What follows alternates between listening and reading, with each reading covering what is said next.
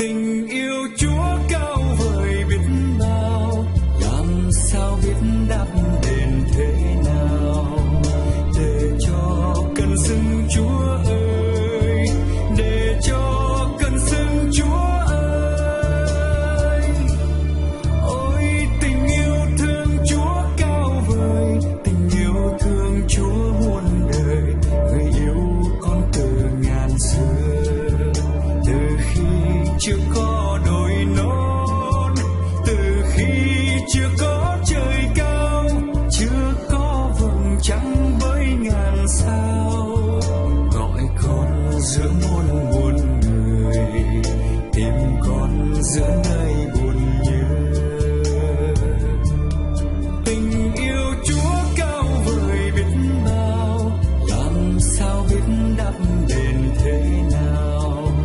để cho cần xưng Chúa ơi, để cho cần xưng Chúa ơi. Ôi vì thương con Chúa quên mình, vì yêu nên hiến thân mình, gọi con nên bạn tình cha.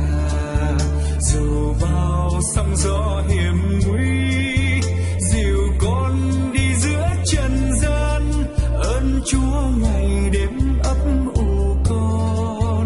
vì con Chúa quên thân mình, đời con dám mơ gì hơn.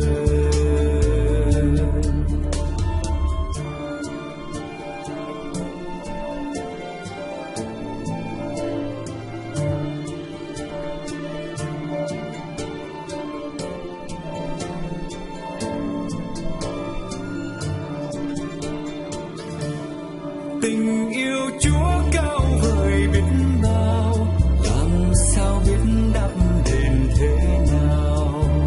để cho cần xưng Chúa ơi, để cho cần xưng Chúa ơi. Con thành tâm dâng hiến trọn đời, thành tâm dâng hiến xác hồn, để nên tông đồ của Cha, và nên nhân chứng của Cha, truyền giao chân lý của Cha, gieo rắc lời Cha khắp gần xa,